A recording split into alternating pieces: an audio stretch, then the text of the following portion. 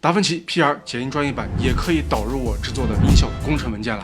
我把目前已经更新完毕的17个音效工程文件全部导出 XML 文件。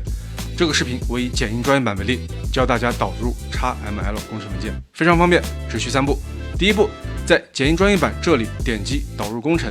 第二步，选择 XML 文件，点击打开。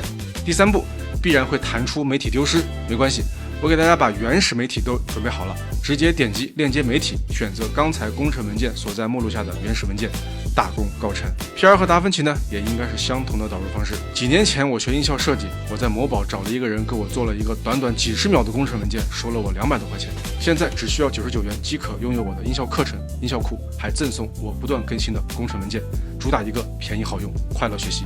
随着课程和工程文件的增加，后期不排除我会涨价。下方小车，赶紧学起来吧。